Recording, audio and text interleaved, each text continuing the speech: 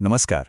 जरा सोचिए, अगर कोई कहे कि भारत के उत्तर पूर्व के दिल को समझने की चाबी एक बच्चे के लिखे हुए खत में छुपी हो सकती है।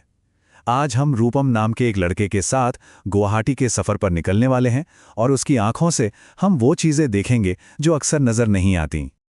तो हमारी कहानी की शुरुआत होती है बस एक सीधे साधे नमस्ते के साथ। ये रूपम का अपने दोस्त अभिषेक को लिखा हुआ खत है और बस ये पहली लाइन ही हमें उस दुनिया में खींच लेती है जिससे वो अपनी गर्मियों की छुट्टियों में देख रहा है। तो होता यूं है कि रूपम अपनी गर्मियों की छुट्टियां गुवाहाटी में अपने नाना नानी के पास बिता रहा है। और ये हमारी खुशकिस्मती है कि उसने अपने दोस्त को एक खत लिखा, क्योंकि इससे हमें भी उसकी नज़रों से इस शहर को देखने का मौका मिल रहा है।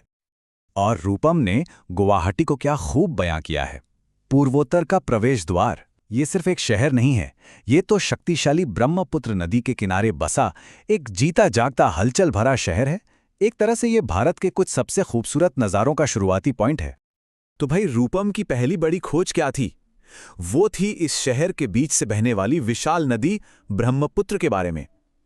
लेकिन ये सिर्फ पानी का बहाव नहीं है, इसमें एक ऐसा राज छिपा है जिसने रूपम को भी हैरान कर दिया। आप अंदाजा लगाइए, रूपम बताता है कि ब्रह्मपुत्र इतनी चौड़ी है कि उसका दूसरा किनारा देख पाना भी मुश्किल है। और बस यही बात इसे इतना खास बनाती है। और इसके अंदर तो कुछ और भी ज्यादा खास छिपा हुआ है। अब सवाल ये उठता है कि इतनी बड़ी, इतनी विशाल नदी के बीचों बीच भला क्या हो सकता है।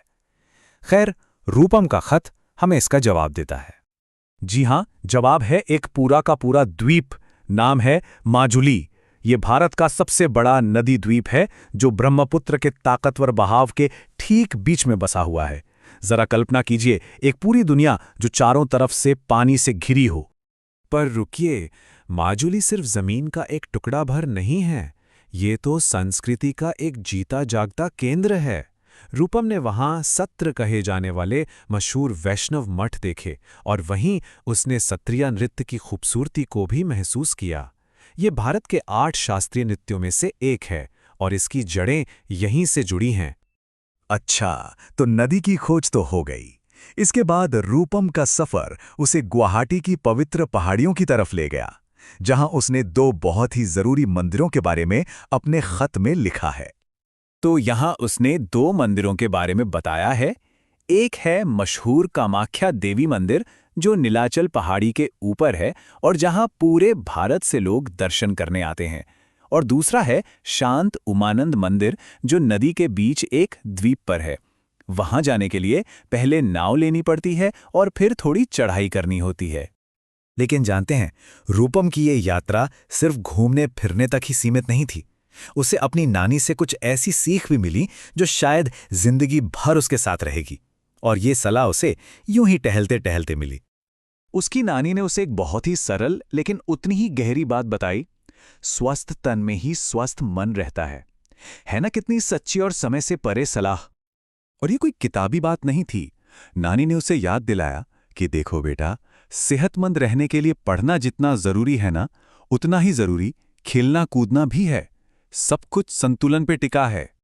और मजे की बात यह है कि रूपम तो पहले से ही इस सलाह को जी रहा था। उसने अपनी नानी को बताया कि वो दोस्तों के साथ क्या क्या नहीं खेलता, खो खो और पिट्ठू से लेकर क्रिकेट और फुटबॉल तक सब कुछ। चलिए, अब जरा वापस उस बात पर आते हैं जो रूपम ने हमें सबसे पहले बताई थी। ये जो आइडिया था कि गुवाहाटी सिर्फ एक शहर से कहीं ज्यादा है। चलिए थोड़ा जूम आउट करते हैं और समझते हैं कि उसका मतलब क्या था। याद है ना, उसने गुवाहाटी को प्रवेश द्वार या गेटवे कहा था।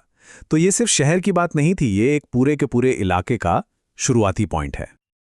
और ये है वो पूरा इलाका, भारत के 8 उत्तर पूर्वी राज्य जिन्हें हम प्यार से 7 बहनें और उनके एक भाई सिक्किम के नाम से जानते हैं। गुवाहाटी इन सभी खूबसूरत जगहों के लिए दरवाजे की तरह है और हर एक राज्य अपनी बेमिसाल खूबसूरती और अनोखी संस्कृति से भरा हुआ है।